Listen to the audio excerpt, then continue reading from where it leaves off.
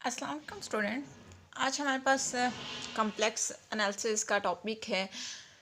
इसका first chapter हम discuss कर रहे हैं। ये जो कोर्स है ये आपको पता है कि जीसी मेन कैंपस का कोर्स है, ठीक है। जिल की बुक हम यूज़ कर रहे हैं जो कि जीसी मेन कैंपस में करवाई जा रही है। और आपने जब वो इसको फॉलो अगर करना है जीसी मेन कैंपस के कोर्स को, तो प्लीज़ मेरे चैनल को सब्सक्राइब कीजिए, शेयर कीजिए ज़्यादा से ज़्यादा, ताकि स्टूडेंट्स को जब वो जीसी मेन कैंपस का कोर्स मिल सके, ठीक है। तो हम वीडियो स्टार्ट करते हैं। हमारे पास क्या है आज topic, complex plane. Complex plane क्या होता है? आपने रियल प्लेन देखा पढ़ा होगा। कम्प्लेक्स प्लेन क्या है कि आपके पास एक कम्प्लेक्स नंबर है z is to x plus iota y, या आपके पास एक कम्प्लेक्स नंबर है and one and only one point x y in a coordinate plane. Coordinate plane में आपके पास एक पॉइंट है x y, we shall use the term complex plane. इस पॉइंट के लिए हम यूज करते हैं एक टर्म कम्प्लेक्स प्लेन, ठीक है। ये कम्प्लेक्स प्लेन कैसे ड्रॉ होगा? बेसिकली प्लेन में हम इस कम्प्लेक्स नंबर को कैसे ड्रॉ करेंगे इसको भी मैं बताऊंगी डायग्राम से।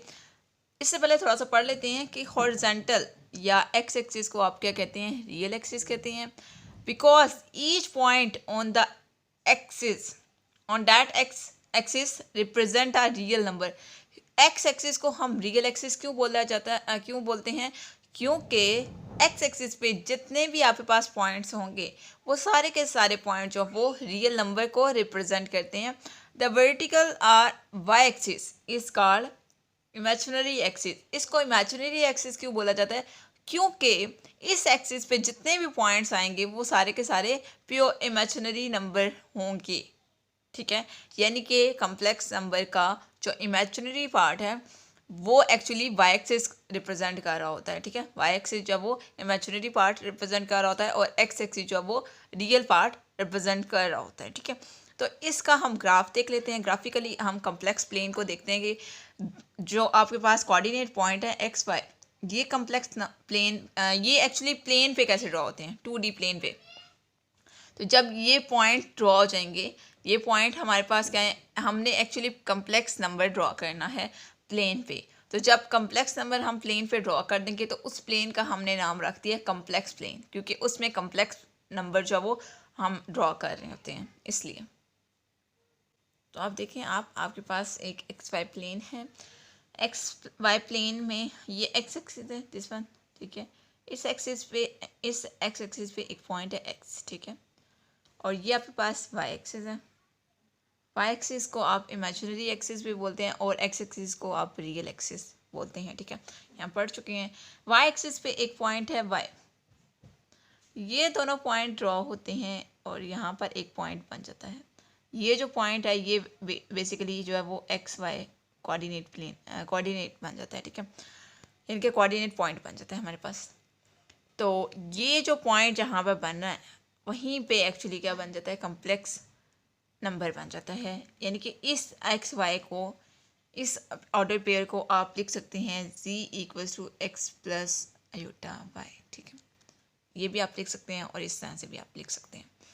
अब ये जो नंबर है, ये जिस जगह पे नंबर है, इस नंबर को एक वेक्टर रिप्रेजेंट करता है।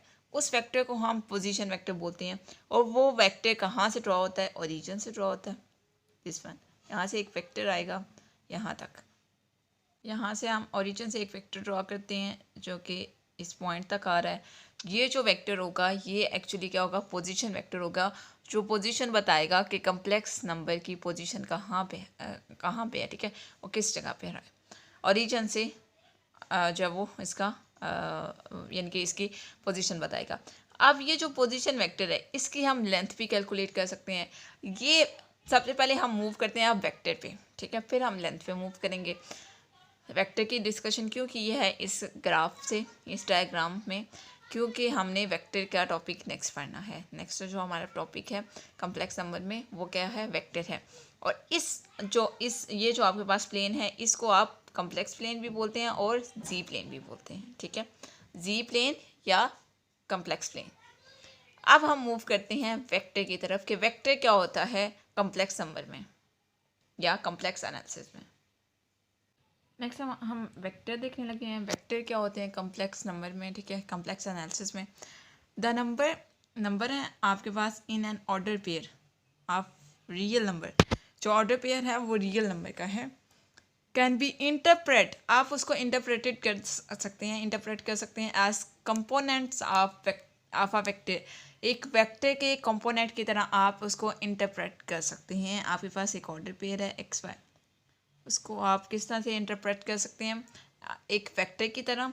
दस अ कम्प्लेक्स नंबर, ये कम्प्लेक्स नंबर है, z is to x plus iota y can also be viewed as two dimensional position vector. ये जो कम्प्लेक्स नंबर है इसको भी आप टू डायमेंशनल पोजीशन वेक्टर की तरह देख सकते हैं। डैट इज अ वेक्टर, ये जो वेक्टर है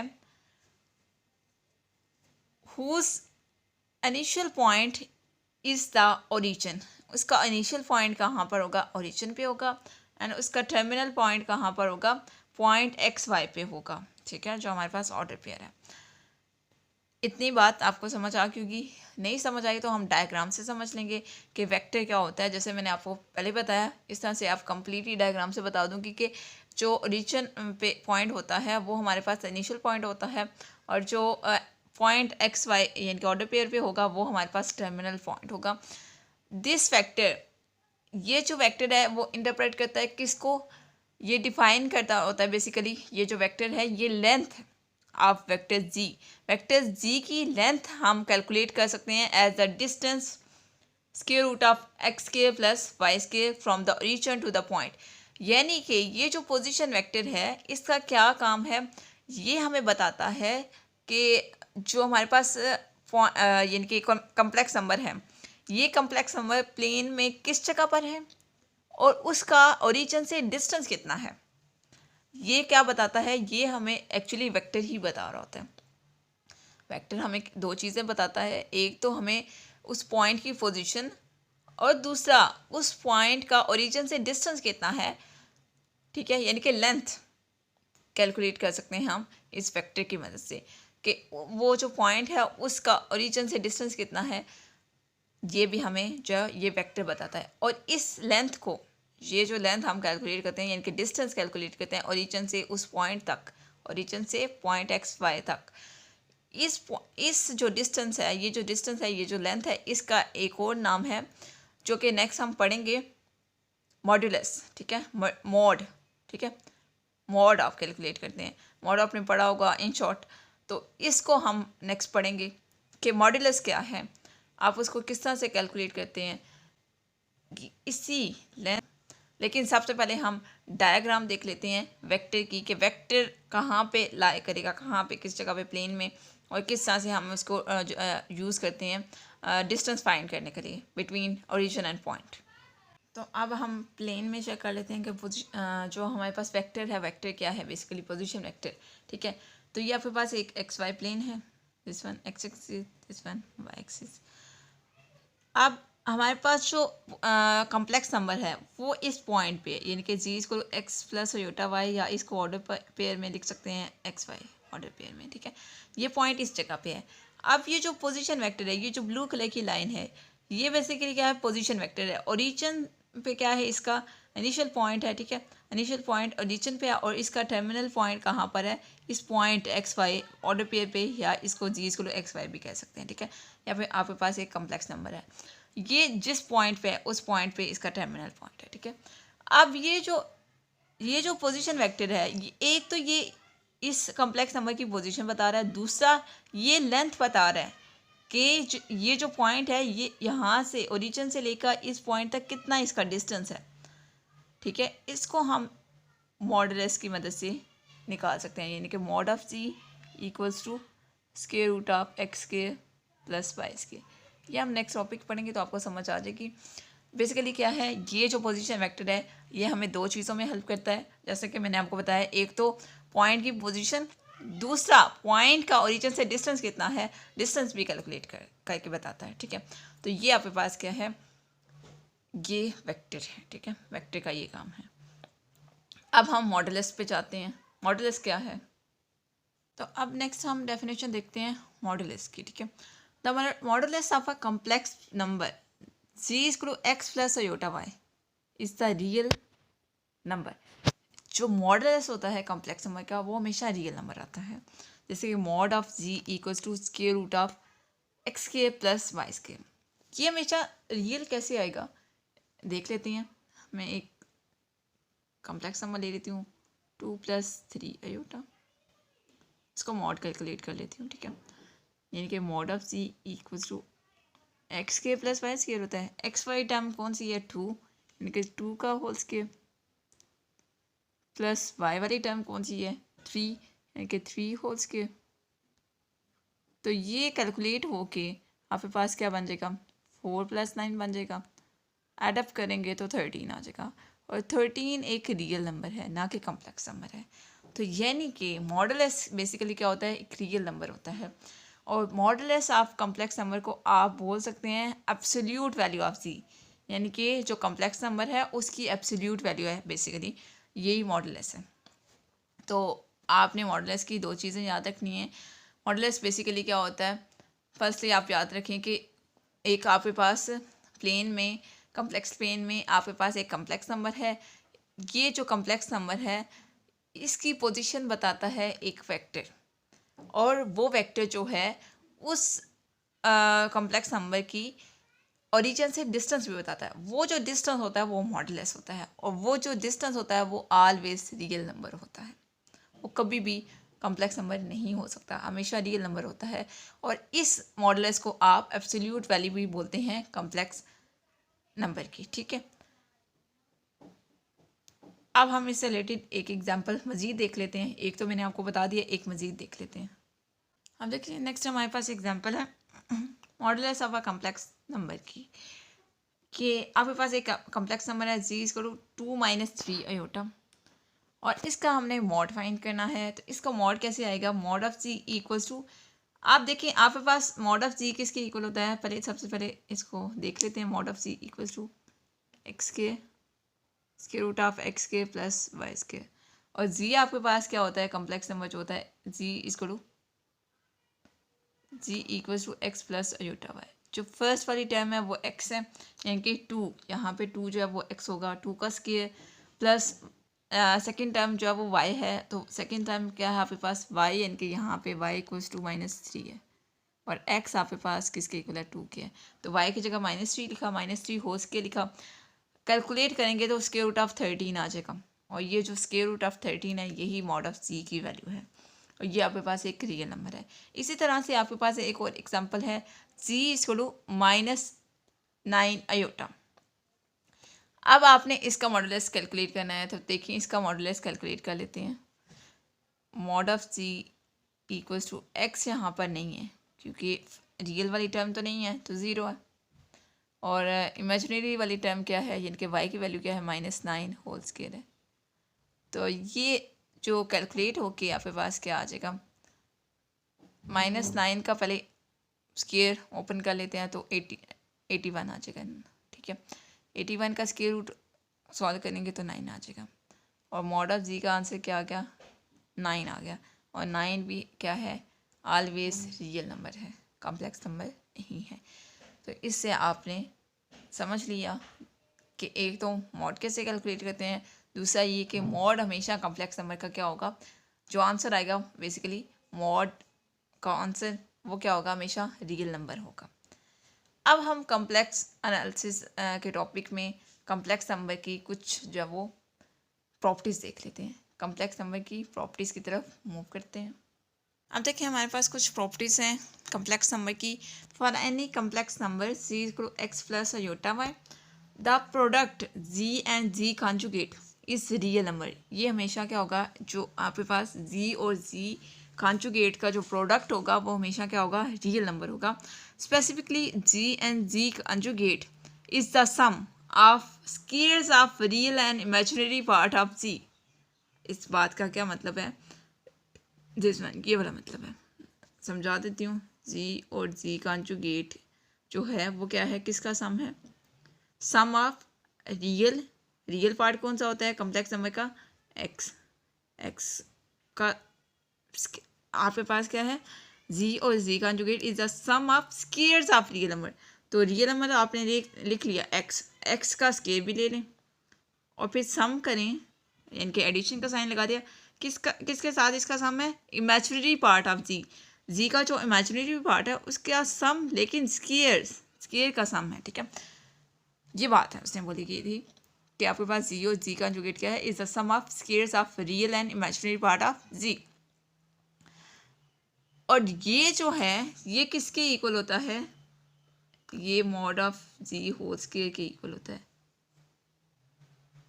क्यों इक्वल होता है? देखें, आपको पता है कि मॉड ऑफ जी किसके इक्वल है? Square root of x square plus y square.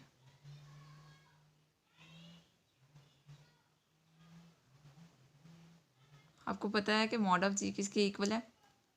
Square root of x square plus y square. ठीक है, तो आप जब इसका स्केयर लेंगे तो इसका भी स्केयर लेंगे और स्केयर रूट कैंसिल हो जाएगा। तो आपके पास mod of z whole square किसके इक्वल आ जाएगा? X square plus y square. तो ये वाली साइड और ये वाली साइड जो इक्वेट कर लें, इक्वेट करने से आपके पास क्या आ जाएगा? Mod of z whole square equals to z into z conjugate. और यही आपके पास क्या है? प्रॉपर्टी लिखी हुई है। ओके, और नेक्स्ट जो प्रॉपर्टी है वो किस तरह से है? देखें, दिस वन, ये वाली, कि अब इसी मॉड ऑफ जी का स्क्वायर रूट ले लें तो मॉड ऑफ जी इक्वल आ जाएगा square root of z and z conjugate के। ये प्रॉपर्टी भी फुलफिल होगी। नेक्स्ट वाली प्रॉपर्टीज़ देख लेते हैं। तो नेक्स्ट हम मॉडुलस की प्रॉपर्टीज़ देख लेते हैं कम्प्लेक्स नंबर में। तो mod of G1 and G2, इसका आप एक बार जी1 और जी2 को मल्टीप्लाई कर लें पहले, ठीक है, और फिर उसका मॉड ले लें। जो भी आंसर आएगा, ठीक है, उसको लिख लें। उसके बाद आप जी1 लें और उसका मॉड ले लें, एंड जी2 लें, उसका भी मॉड ले लें। मॉड लेने के बाद उनका प्रोडक्ट ले लें, यानी उनके मॉड का जो आंसर आएगा उसका प्रोडक्ट ले लें। जो भी आंसर आएगा, ये वाला आंसर और ये वाला आंसर दोनों इक्वल होंगे। ठीक है, ये जब हम एक्सरसाइज के क्वेश्चन करेंगे तो आपको ये हम वहाँ पे ये प्रॉपर्टीज़ यूटिलाइज़ करेंगे। ठीक है, वहाँ पर हम क्वेश्चन में यूज़ करेंगे तो आपको ये बात समझ आ जाएगी। ठीक है, तो फिलहाल आप ये प्रॉपर्टी अच्छी से याद कर लें क्योंकि हमने इन प्रॉपर्टीज़ को क्वेश्चन में यूज़ करना है। नेक्स्ट हमारे पास प्रॉपर्टी है कि जी1 और जी2, इसको पहले आप डिवाइड कर लें एंड देन जो भी आंसर आएगा उसका मॉड ले लें। इनका मॉड आप इक्वल किसके होगा? इक्वल होगा मॉड ऑफ जी1 का जो भी आंसर आएगा और मॉड ऑफ जी2 का भी जो भी आंसर आएगा, इनको डिवाइड करें, दोनों के आंसर इक्वल आएंगे। या इसको आप इन प्रॉपर्टीज़ को इस तरह से देख सकते हैं कि आपके पास जी1 और जी2 जो हैं ये दोनों मल्टीप्लाई हो रहे हैं मॉड में, तो आप इनके मॉड को सेपरेट करके भी लिख सकते हैं, mod of G1 and mod of G2. ठीक है, यानी कि दोनों कम्प्लेक्स नंबर के मॉड को सेपरेट करके लिख सकते हैं। इसी तरह से डिवीजन में भी आप देख सकते हैं कि जी1 और जी2 का जो मॉड है इसको आप सेपरेट करके लिख सकते हैं, mod of G1 over mod of G2. और ये दोनों इक्वल भी होते हैं। अगर आप इनके आंसर्स कैलकुलेट करेंगे तो दोनों इक्वल भी आते हैं, यानी कि आप दोनों कॉन्सेप्ट याद रख लें, दोनों चीज़ें आप देख लें। एक तो आंसर वाली साइड पे, यानी कि मैं क्वेश्चन के सोल्यूशन वाली साइड पे भी आपको लेके जा रही हूँ, और दूसरा बेसिक कॉन्सेप्ट भी दे रही हूँ आपको कि दो कम्प्लेक्स नंबर अगर मल्टीप्लाई हो रहे हैं तो आप उनके मॉड को मॉड में तो आप उनके मॉड को सेपरेट कर सकते हैं। अगर डिवाइड हो रहे हैं तो देन भी आप उनके मॉड को सेपरेट कर सकते हैं इस तरह से। ठीक है, और इस तरह से भी है कि जी स्केयर का मॉड और mod of z whole square ये दोनों भी इक्वल होते हैं। तो ये प्रॉपर्टी भी आपने याद रखनी है। इस प्रॉपर्टी को भी हम क्वेश्चन में देखेंगे, क्वेश्चन जब करेंगे तो आपको समझ आ जाएगी ये बात भी। ठीक है, अब हम कुछ इनइक्वालिटीज़ भी पढ़ लेते हैं। इक्वालिटीज़ तो हमने देख ली, इनइक्वालिटीज़ हमने नहीं देखी। तो इनइक्वालिटीज़ हम देख लेते हैं कम्प्लेक्स नंबर्स की कि इनइक्वालिटीज़ किस टाइप की होती हैं। ठीक है, इनइक्वालिटीज़ देखने से पहले हम कुछ हम दो कम्प्लेक्स नंबर हों, यानी कि 2 पॉइंट्स हों, तो उनका डिस्टेंस देख लेते हैं कि उनका डिस्टेंस हम किस तरह से कैलकुलेट कर सकते हैं। डिस्टेंस बिटवीन 2 पॉइंट्स, 2 पॉइंट है आपके पास, जी1 equals to x1 plus iota y1 and जी2 equal to x2 plus iota y2। या आप इस तरह से कह सकते हैं आपके पास 2 पॉइंट है, एक x1 y1 है, ये एक ऑर्डर पेयर है, ठीक है, ये एक पॉइंट है और एक दूसरा पॉइंट है कम्प्लेक्स प्लेन में x2 और y2। ये 2 पॉइंट हैं, इन दोनों पॉइंट्स का हमने डिस्टेंस कैलकुलेट करना है। इनका डिस्टेंस हम इसी तरह से कैलकुलेट करेंगे जैसे हम रियल नंबर्स में देखते हैं कि दो आपके पास पॉइंट्स होते हैं तो उनका डिस्टेंस आप जिस तरह से कैलकुलेट करते हैं उसी तरह से कैलकुलेट करेंगे। देख लेते हैं किस तरह से है कि ये तो आपके पास जो है वो 2 पॉइंट्स हैं इन द कम्प्लेक्स प्लेन में is the same as the distance between the origin and the point. ये पॉइंट है, ठीक है, पॉइंट को आप इस तरह से ले लें x2 minus x1 and y2 minus y1। अब आप इसको एक पॉइंट कंसीडर कर लेना। देखिए आपने डिस्टेंस फार्मूला, डिस्टेंस किस तरह से कैलकुलेट करना था, लेंथ या distance mod of ji equals to x के प्लस वाई के, ठीक है। अब देखें यहाँ पे इस पूरे पॉइंट को यानी कि x2 माइनस x1 को, इसको आप x कंसिडर कर लें तो x की जगह आप लिख लें x2 minus x1 whole square plus, और ये जो y2 माइनस y1 है इसको y कंसिडर कर लें तो यहाँ पर आप फिर लिखें y2 minus y1 whole square. तो ये आपके पास इस तरह से डिस्टेंस आ जाएगा। और इसी तरह से यहाँ पर फिर g की जगह आप क्या लिखेंगे g2 माइनस g1, ठीक है। तो इस तरह से आप 2 पॉइंट्स का डिस्टेंस कैलकुलेट कर सकते हैं। यहाँ तक आपको डिस्टेंस बिटवीन 2 पॉइंट्स समझ आ गया। लेकिन अगर g1 0 हो जाए तो देन आपके पास क्या बन जाएगा, मॉड ऑफ g2 ही रह जाएगा, g1 तो 0 हो गया। और जहाँ पे g1 की वैल्यू थी यानी कि x1 और y1 की वैल्यू थी, क्योंकि g1 बेसिकली क्या है, ये आपके पास एक ऑर्डर पेयर है x1 और y1। जब g1 ही 0 हो जाएगा तो x1 और y1 भी 0 होंगे। तो आपके पास क्या बन जाएगा x2 whole square plus y2 whole square. तो ये किसको रिप्रेजेंट कर देगा, मॉड ऑफ g2 को रिप्रेजेंट कर देगा, distance between origin and the point g2। ये जो आपके पास मॉड निकाला है ये किसको रिप्रेजेंट करता है, distance between origin and point g2।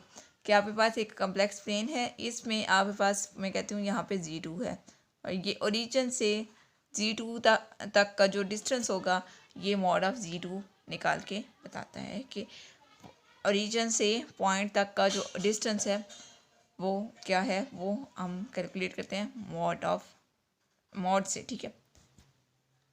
अब हम कुछ इनइक्वालिटीज़ की तरफ मूव करते हैं। नेक्स्ट देखिए आप इनइक्वालिटीज़ देखते हैं कम्प्लेक्स नंबर्स की। Since mod of z is real number, mod of z आपके पास क्या होता है, एक रियल नंबर होता है। We can compare absolute value are 2 complex numbers, absolute values of 2 complex number, यहाँ पे ऑफ लिखा हो, ठीक है, of 2 complex numbers. 2 complex numbers की एब्सोल्यूट वैल्यूज़ को आप किस तरह से कंपेयर कर सकते हैं।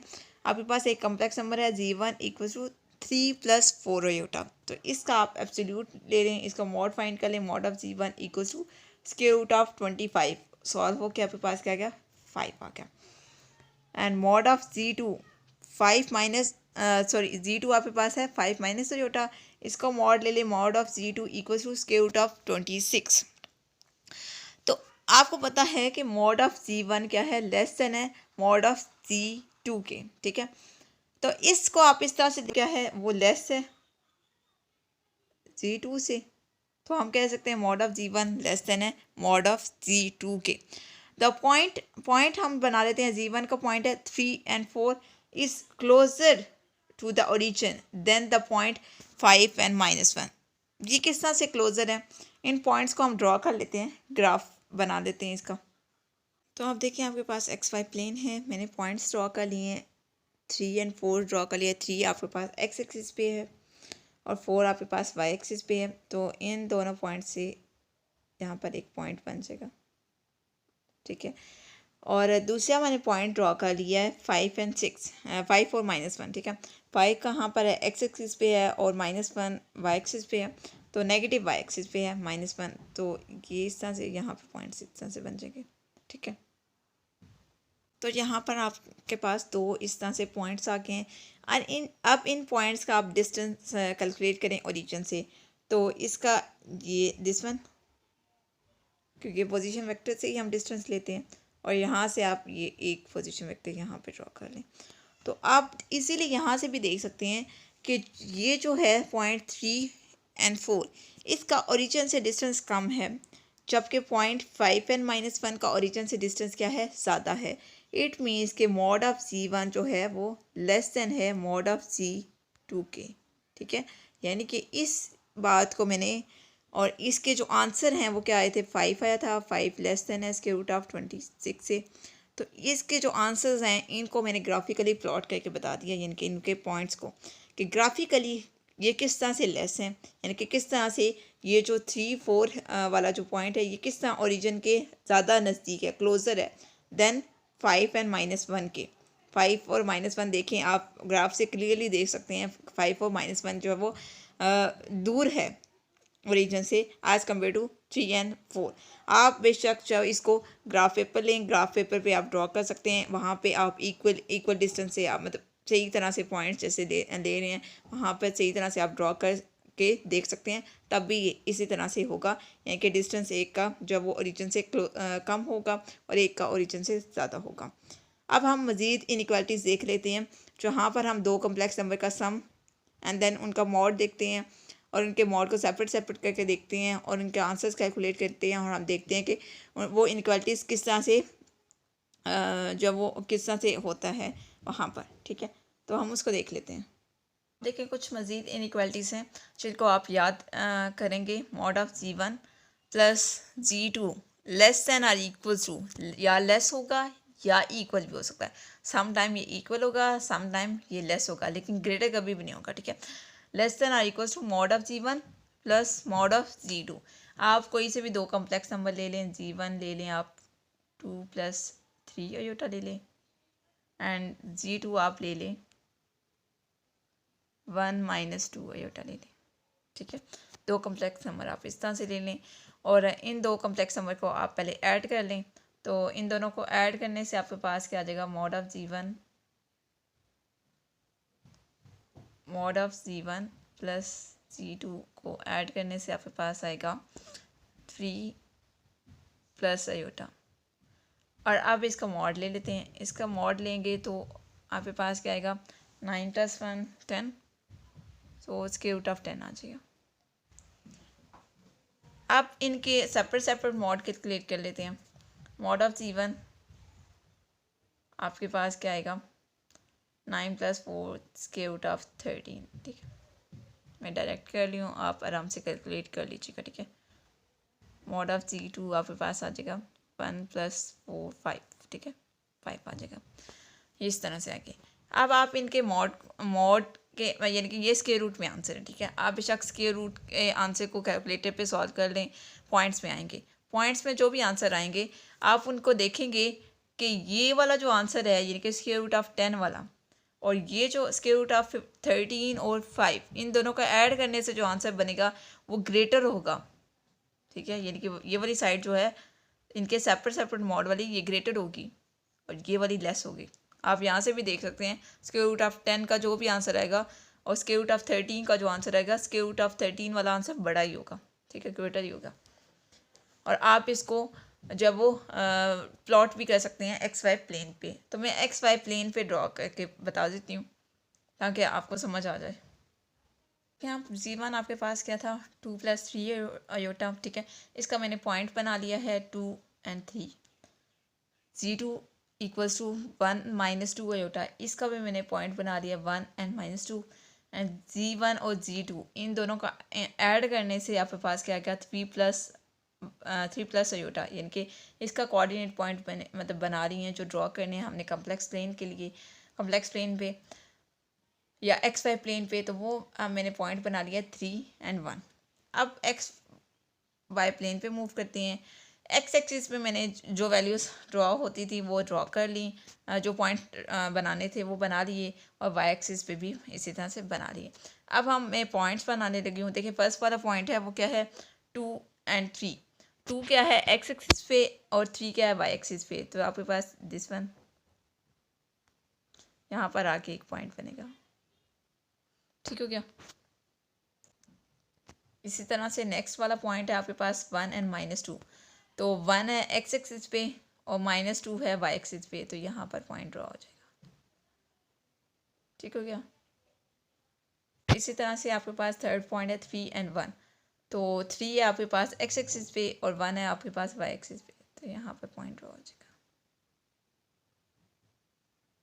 तो अब हम इन सब का ओरिजिन से डिस्टेंस देख लेते हैं।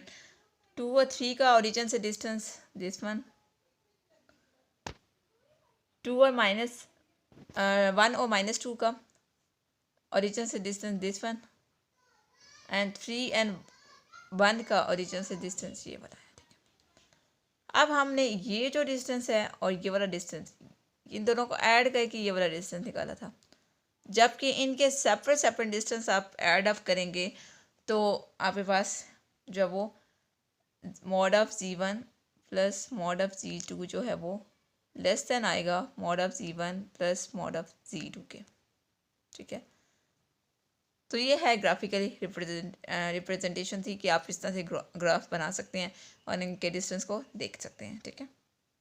तो नेक्स्ट हमारे पास इनइक्वालिटी है। देखिए मॉड ऑफ Z1 इक्वल है mod of Z1 plus Z2 and minus Z2। आपने इस तरह से लिख दिया। ये लेस देन और इक्वल होगा किसके, मॉड ऑफ, आप इस पूरे नंबर को एक नंबर कंसीडर करें जो आपने अभी प्रॉपर्टी पढ़ी थी, mod of Z1 plus mod of Z2 को लिख सकते हैं लेस देन और इक्वल टू, सेपरेट कर दें आप इनका mod of Z1 plus mod of Z2। तो ये वाली प्रॉपर्टी आप यूज़ करें, प्लस मॉड ऑफ Z2। तो ये वाली प्रॉपर्टी आप यूज़ करें। इस पूरे को आप Z1 यानी कि एक मॉड कंसीडर कर लेना, एक नंबर सॉरी। तो इसका मॉड सेपरेट कर सकते हैं, mod of Z1 plus Z2 plus mod of Z minus Z2, ठीक है। इस तरह से आप इसको सेपरेट कर सकते हैं। इसी तरह से नेक्स्ट आपके पास इनइक्वालिटी है, इसको आपने याद रखना है। वैसे आप क्वेश्चन वगैरह में यूज़ करेंगे तो आपको इसका प्रूफ मिल जाएगा। Mod of Z1 plus Z2 greater than or equal to mod of Z1 minus mod of Z2। आप क्या करें, अभी हमने जो पीछे Z1 और Z2 को लेके किया है, आप वही दो कॉम्प्लेक्स नंबर ले लें और इस इनइक्वालिटी को चेक करेंगे तो ये या मॉड ऑफ Z1 और Z2 का जो सम है, ये Z1 और Z1 प्लस Z2 का मॉड जो है वो ग्रेटर होगा या इक्वल होगा, ठीक है। इसी तरह से आप देख सकते हैं this one, mod of Z1 plus Z2 greater than or equal to mod of Z1 minus mod of Z2, ठीक है। ये भी आप इनइक्वालिटी याद रख सकते हैं, ठीक है। आपने इनइक्वालिटीज याद रखनी है, ओके।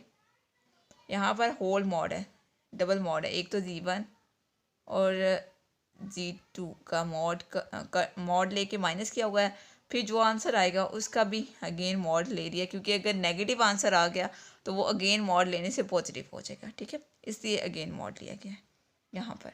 आई होप स्टूडेंट्स कि आपको जिल की बुक का फर्स्ट चैप्टर है, उसका हम सेकंड टॉपिक पढ़ रहे थे कॉम्प्लेक्स प्लेन, ठीक है। आई होप स्टूडेंट्स आपको ये टॉपिक समझ आ गया होगा। नेक्स्ट लेक्चर में हम इसकी एक्सरसाइज करेंगे, ठीक है। एक्सरसाइज 1.2 करेंगे। तो अगर आपको कोई भी चीज़ समझ नहीं आती तो आप कमेंट बॉक्स पे पूछ सकते हैं, मैं आपको एक्सप्लेन कर दूंगी। बाकी आपको अगर मेरे लेक्चर्स अच्छे लगते हैं, आपको चीज़ें समझ आ रही हैं, तो प्लीज़ मेरे चैनल को सब्सक्राइब कीजिए, लाइक कीजिए एंड शेयर कीजिए, ताकि सारे के सारे स्टूडेंट्स जो GC यूनिवर्सिटी के हैं उनको मेन कैंपस का कोर्स मिल सके। ओके स्टूडेंट्स, अल्लाह हाफिज़।